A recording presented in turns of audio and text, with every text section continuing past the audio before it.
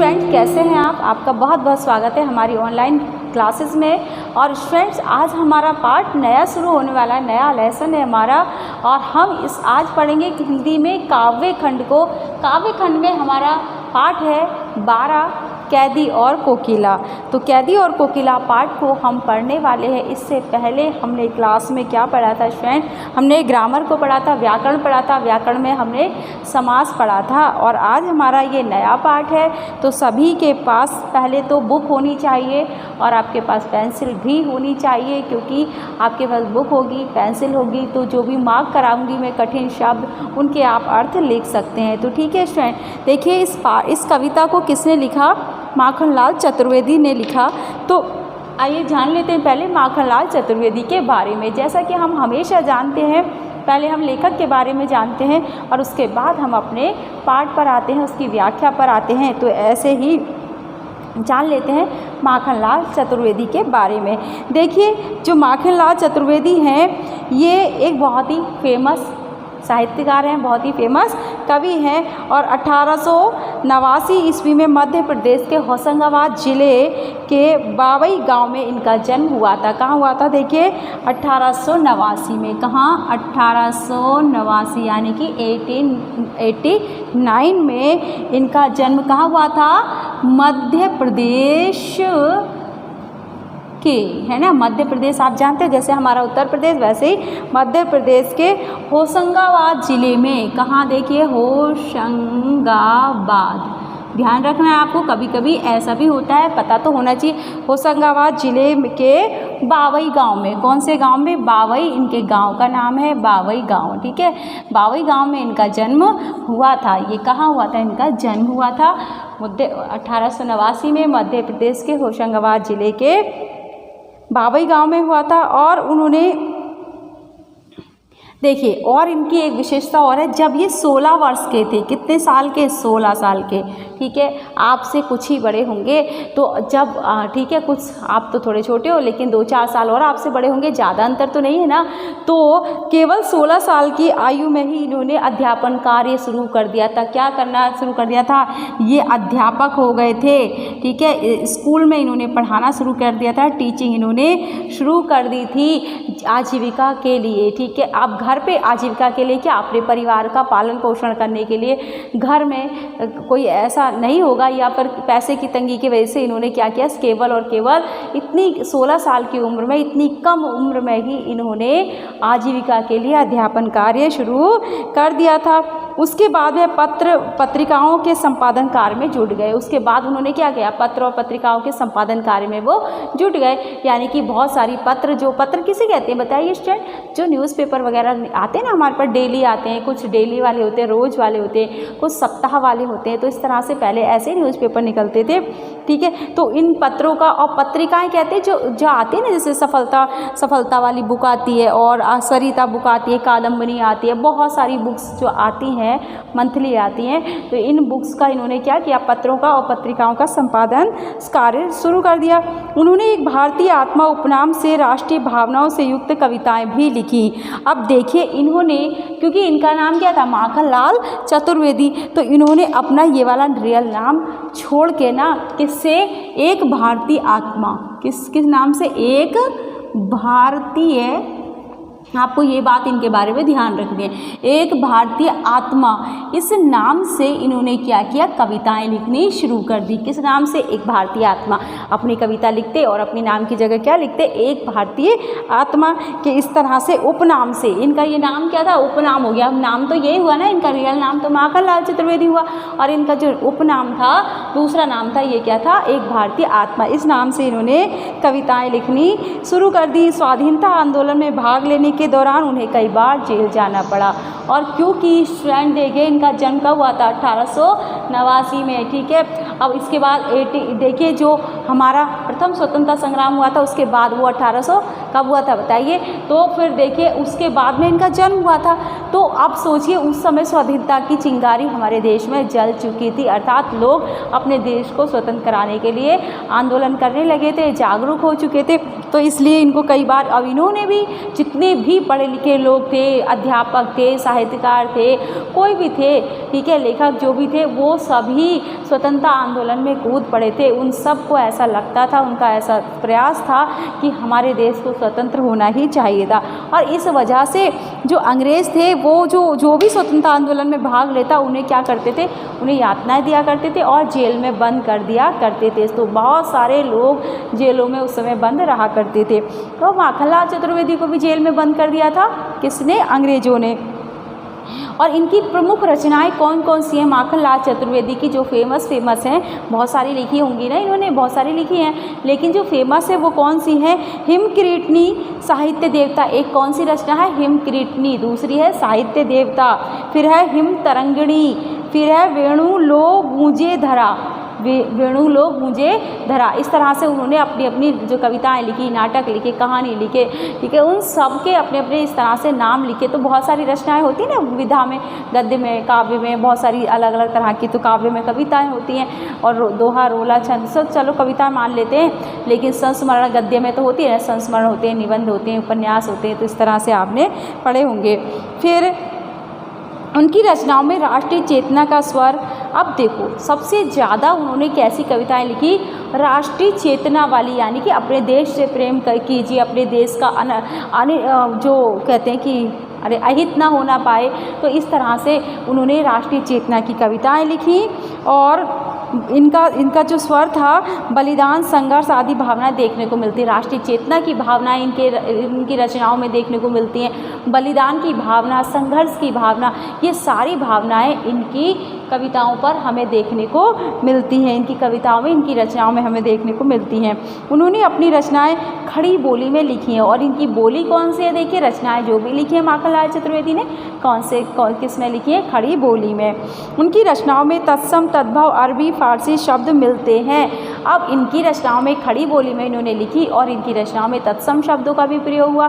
तद्भव, तत्सम और तद्भव आप जानते हैं ना, तत्सम कौन से होते हैं, ऐसे शब्द जो संस्कृत से बिना बदलाव हुए सीधे के सीधे हिंदी में प्रयोग किए जाते, उन्हें हम कहते हैं तत्सम शब्द। और ऐसे शब्द जो संस्कृत के शब्द हैं लेकिन उनमें बदलाव करके, उनमें परिवर्तन करके हम हिंदी में शामिल करते हैं, उन्हें क्या कहते हैं हम स्टूडेंट, उन्हें कहते हैं हम तद्भव शब्द। यस। और अरबी फारसी के शब्द आप जानते हैं, उर्दू, अरबी, फारसी के शब्द इनकी रचनाओं में मिलते हैं। तथा उन्होंने अपनी रचनाएं मुक्तक काव्य में की हैं, मुक्तक काव्य में इन्होंने अपनी रचनाएं की हैं। और माखनलाल चतुर्वेदी का निधन 1968 में हुआ। देखो स्वतंत्रता से पहले उनका जन्म हुआ और उनकी मृत्यु कब हुई, देखिए 1968 में। तो ठीक है, अब देखिए स्वतंत्रता के बाद उनकी क्या हुई थी, मृत्यु हुई थी। यस स्टूडेंट, इनकी एक माखनलाल चतुर्वेदी कविता है, फूल की पुष्प की अभिलाषा, आपने पढ़ी सुनी भी होगी। और 8th तक किसी बुक में वो है भी, क्या था उसमें कि मुझे तोड़ लेना वनमाली, उस पथ पर देना फेंक, जिस पथ पर शीश चढ़ाने निकले वीर अनेक। इस तरह से आपने कविता पढ़ी थी स्टूडेंट। तो वो कविता जो है वो माखनलाल चतुर्वेदी की है। कौन सी है, पुष्प की अभिलाषा। तो ये माखनलाल चतुर्वेदी के बारे में एक छोटी सी जानकारी थी। अब देखते हैं हम आगे कि हमें आगे इसमें पाठ में हमें क्या पढ़ना है। अपने पाठ पर आते हैं, अपने चैप्टर पर आते हैं। तो देखिए इसमें क्या है, कैदी और कोकिला जो हमारा पाठ है वो ब्रिटिश शासन की बर्बरता एवं देशभक्तों पर उसके द्वारा किए जाने वाले अत्याचारों को देखने समझने के लिए दर्पण के समान है। जो हम कविता पढ़ेंगे कैदी और कोकिला, वो क्या है, अंग्रेज़ों ने, ठीक है, ब्रिटिश शासन ने या फिर अंग्रेज़ों ने, अंग्रेज़ी शासन में हमारे देशवासियों पर जो जो अत्याचार हुए, जिस तरह से बर्बरता की उन्होंने, यानी कि अमानवीय हरकतें और अमानवीय अत्याचार जो उन्होंने किए हमारे देशवासियों पर, उन सब के को देखने और समझने के लिए एक तरह से कविता क्या काम करती है, दर्पण का काम करती है। जैसे शीशे में हम क्या करते हैं, दर्पण में अपना चेहरा निहारते हैं, उसी तरह से हम क्या करते हैं, साफ साफ देख पाते हैं अपने आप को, अपने स्वयं को। तो ऐसे ही ये कविता है जिसमें हम ये देख पाएंगे, जिसको पढ़कर, जिसकी व्याख्या पढ़कर, जिस कविता को पढ़कर हम ये जान पाएंगे कि अंग्रेज़ों ने हमारे देशवासियों पर कितने अत्याचार किए थे। यही इस कविता का टॉपिक है, यानी कि देश प्रेम हो गया। इस कविता को पढ़ते हुए ये स्पष्ट अनुभव किया जा सकता है कि देश की आज़ादी में अपना सर्वस्व न्यौछावर करने वाले अमर सेनानियों ने कितने शारीरिक एवं मानसिक कष्ट सहकर हमें स्वतंत्रता का अमूल्य उपहार दिया। देखो, इस कविता को पढ़कर हमें ये समझ में आ जाता है ना, हमें ये अनुभव हो जाता है कि हमारे देश को स्वतंत्र करने के लिए ये स्वतंत्रता के रूप में जो हमें अमूल्य उपहार हमारे स्वतंत्रता संग्राम के स्वतंत्रता सेनानियों ने दिया है, उन्होंने कितना अपना क्या किया, अपना सर्वस्व उन्होंने इसके लिए न्यौछावर किया था, तब जाके आज हम स्वतंत्र हैं। तो हमें इस स्वतंत्रता की कदर करनी चाहिए, वैल्यू समझनी चाहिए। यस स्टूडेंट, ठीक, जल्दी से आप क्या कीजिए, पेंसिल निकालिए और पेंसिल निकालने के बाद आप फटाफट से लिख लीजिए कि इसमें जो भी कठिन शब्द हैं, ज़्यादा तो इसमें है नहीं, लेकिन फिर भी मैं आपको यहाँ पर कुछ कठिन शब्द लिखवा देती हूँ, ठीक है। जैसे कोकिला किसको कहते हैं बताइए, कोकिला किसे कहेंगे, कोयल को, तो ये तो लिखने की ज़रूरत है नहीं। बटमार एक शब्द लिख लीजिए, कौन सा है, देखिए बटमार। तो बटमार का क्या हो जाएगा, आपके बुक में लिखा होगा, देख लीजिए। और बटमार का अर्थ क्या हो जाएगा बताइए, बटमार का अर्थ होगा लूटने, है ना, ठग जिसको कहते हैं, ठग, है ना, रास्ते में चलते हुए जो लूट लेते हैं, वो जो ठग होते हैं उनको कहते हैं बटमार। तो क्या लिखेंगे इसका, रास्ते पर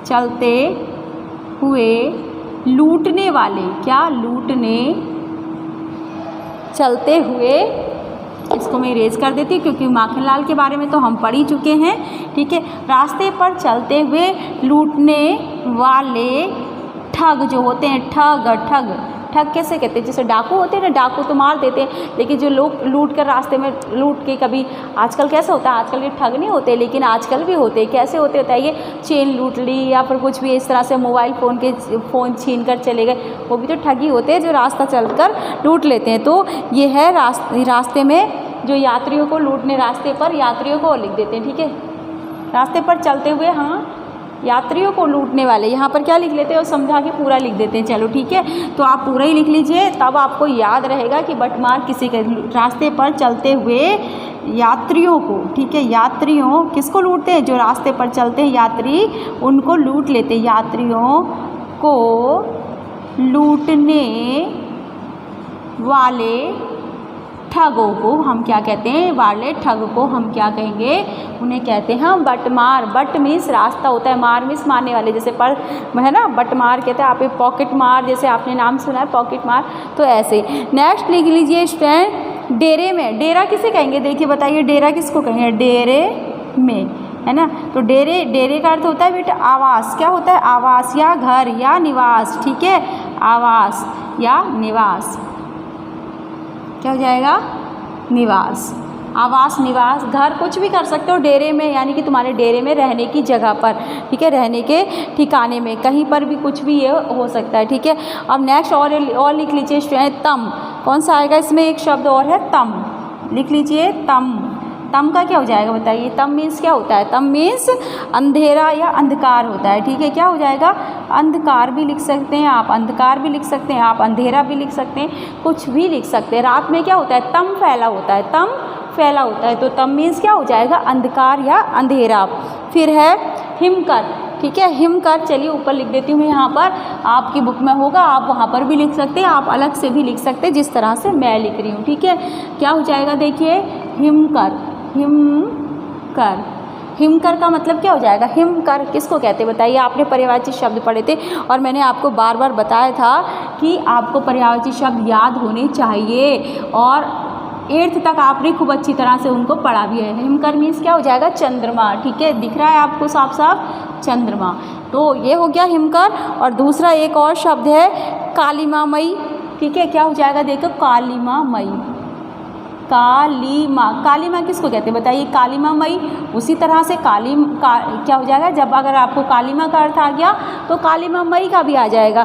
कालीमा क्या होता है, काली, है ना, कालीमामयी काली हो जाएगा, और कालीमा का भी अर्थ क्या हो जाएगा, काली ही हो जाएगा। यस स्टूडेंट, बस इसमें एक और है आली, एक शब्द और आया, यहाँ पर लिख देते हैं हम आली, क्या है स्टूडेंट देखिए, आ और ली, आली मीन्स देखो एक क्या होता है, अली भी होता है, आली भी होता है, तो यहाँ पर आली मीन्स क्या हो जाएगा, सखी हो जाएगा। सखी या सहेली कहते हैं ना, अब ये तो भाई मेरी बेस्ट फ्रेंड है, मेरी सखी है, मेरी सहेली है, तो आली मीन्स क्या हो जाएगा, सखी या सहेली, आप कुछ भी कह सकते हैं। यस, और बहुत ही इंटरेस्टिंग चैप्टर है, आप फटाफट से स्क्रीनशॉट भी ले सकते हैं या फिर आप क्या कर सकते हैं, आप इसको नोट भी कर सकते हैं। चलो, जिससे कि आपके पास याद रहे, मैं इसको यहाँ से इरेज कर देती हूँ, बाकी तो हम इरेज कर चुके हैं। कवि का नाम यहाँ पर लिखा रहेगा, ठीक है।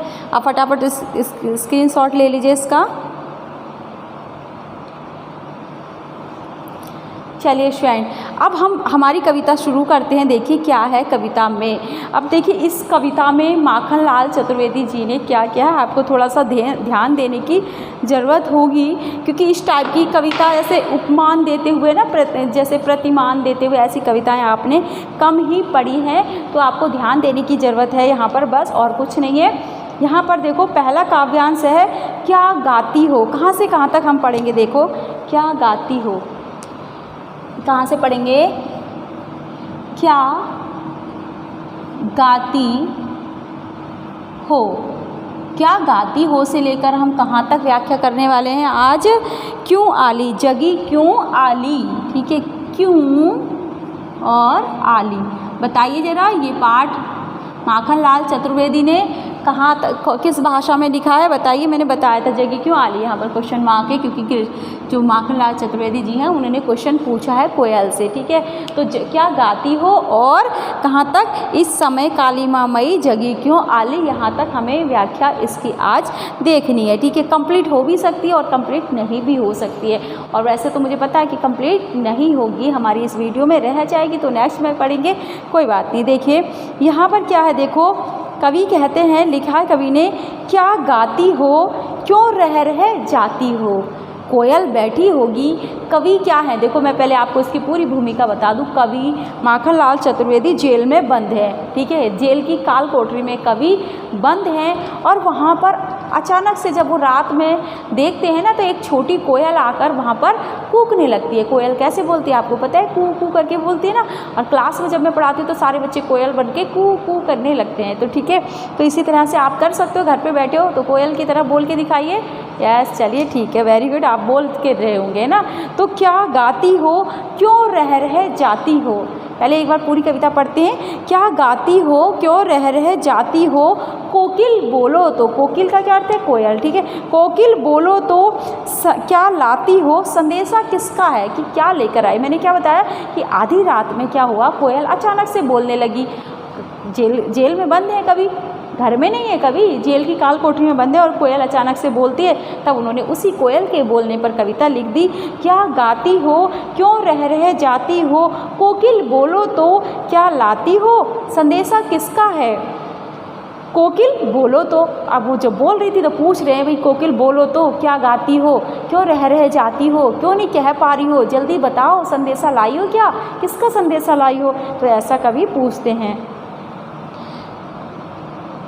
ऊंची काली दीवार, फिर कवि क्या करते हैं, अपने बारे में बताते हैं कि देखो तुम जहाँ पर बैठ के बोल रही हो ना, जहाँ पर बोलने की कोशिश तुम कर रही हो, वहाँ पर क्या है, कैसी स्थिति है वहाँ की। तो कवि लिखते हैं, ऊंची काली दीवारों के घेरे में, डाकू चोरों बटमारों के डेरे में। ऊंची काली दीवारों के घेरे में, डाकू चोरों बटमारों के डेरे में, जीने को देते नहीं पेट भर खाना, मरने भी देते नहीं तड़प रह जाना। अब ये भाषा ऐसी नहीं कि आपको समझ में नहीं आ रही होगी, आ रही होगी, लेकिन फिर भी उसका जो विशेष अर्थ होगा वो मैं आपको बताऊंगी, ठीक है। ऊंची काली दीवारों के घेरे में, डाकू चोरों बटमारों के डेरे में, जीने को देते नहीं पेट भर खाना, मरने भी देते नहीं तड़प रह जाना। जीवन पर अब दिन रात कड़ा पहरा है, शासन है या तम का प्रभाव गहरा है, हिमकर निराश कर चला रात भी काली, इस समय काली माँ मैं जगी क्यों आली। तो यस, आपको कुछ कुछ तो समझ में आया होगा। कुछ शब्द मैंने यहाँ पर आपको जब लिखवा दिए तो उसके अर्थ के आधार पर भी आप अर्थ समझ पा रहे होंगे, लेकिन फिर भी हम एक बार इसकी व्याख्या और देखेंगे। यस स्टूडेंट, तो देखो अब मैंने जैसा कि आपको बताया, जो कवि हैं वो आधी रात में आधी रात हुई है, आधी रात बीत चुकी। आपने देखा होगा ना, कोयल कभी आधी रात को नहीं बोलती, शाम को बोलेगी, सुबह बोलेगी, दिन में भी बोलेगी, लेकिन आधी रात में तो सारे पंछी सो जाते हैं।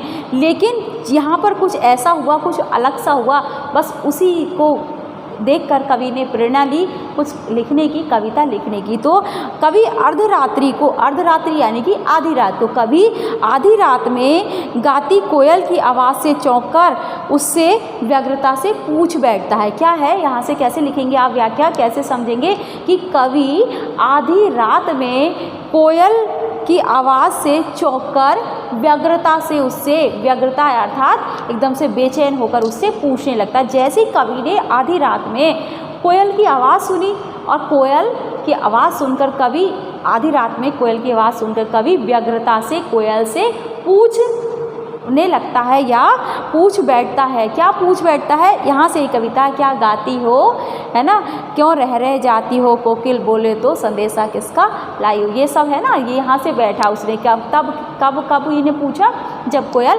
अचानक से आधी रात को बोलने लगी, गाने लगी, कोयल बोलने लगी, तो कवि चौंक गया कि आधी रात को कोयल कैसे बोल रही है, और उससे व्यग्रता से पूछ बैठता है कि हे क्या गाती हो, क्यों रह जाती हो, हे कोयल तुम इस प्रकार रह कर क्यों गा रही हो। क्या पूछ बैठा कवि, पूछ बैठे कवि माखनलाल चतुर्वेदी, हे कोयल तुम इस तरह से आधी रात में इस प्रकार रह कर क्यों गा रही हो, ये तो तुम्हारे गाने का टाइम नहीं है, फिर तुम आधी रात में इस प्रकार, हे कोयल तुम इस प्रकार रह कर क्यों गा रही हो,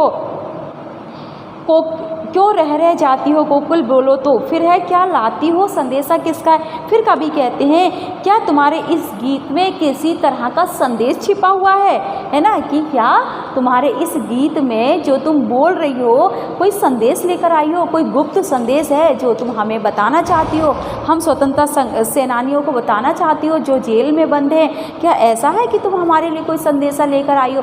क्योंकि जानते हो इस टाइम उस समय पर फ़ोन वगैरह कुछ नहीं हुआ करते थे, अब कोई जेल में बंद है, उसको बाहर का नहीं पता चल रहा है कि क्या हो रहा है। अभी बहुत सुविधाएं हैं फिर भी, लेकिन अब इंसान अगर एक मनुष्य दूसरे से दूर है, बहुत दूर है, ठीक है, दूसरे शहर में है या कहीं पर भी, उसको कैसे पता चलेगा कि बाहर क्या हो रहा है, या और ऊपर से कैद में है, पता नहीं चलेगा ना। तो जब कोयल आधी रात में अचानक से गाने लगी, बोलने लगी, तो लेखक चुप ना रह सका और व्यग्रता से एकदम से बेचैन होकर उससे पूछने लगा कि हे कोयल तुम इस प्रकार आधी रात में रह कर क्यों गा रही हो, क्या तुम्हारे इस गीत में किसी तरह का गुप्त संदेश छिपा हुआ है। यहाँ है ना, तो क्या लाती हो, संदेशा किसका है, ठीक है, वो क्या कहते हैं कि क्या तुम्हारे इस गीत में कोई गुप्त संदेश छुपा हुआ है जो तुम इस तरह से छुप कर आधी रात में हमें बताने को आई हो। यदि कोई ऐसा संदेशा भी है तो यह किसका है, तुम मुझे स्पष्ट रूप से बताओ। क्या देखो, क्या गाती हो, क्यों रह जाती हो, कोयल बोलो तो, क्या लाती हो, संदेशा किसका है, कोकिल बोलो तो। क्या कहा उन्होंने कि आधी रात में जैसे कोयल बोली, माखनलाल चतुर्वेदी कवि थे जो व्यग्रता से पूछ बैठते हैं उससे कि हे कोयल कि तुम इस प्रकार रह कर रात में क्यों गा रही हो, क्या तुम हमारे लिए कोई गुप्त संदेश लेकर आई हो। अगर ऐसा है, या फिर तुम हमें कुछ प्रेरणा देना चाह रही हो, रात में इस तरह बोल कर, गा कर इस तरह कोई हमें गुप्त संदेश लाई हो, या फिर हमें कोई प्रेरणा देना चाहती हो। और यदि ऐसा है तो हे कोयल बताओ ये संदेशा किसका है, मुझे स्पष्ट रूप से बताओ। तो अभी हमने जितना पढ़ा उसको आप रिवाइज कीजिए। तो ठीक है, थैंक यू।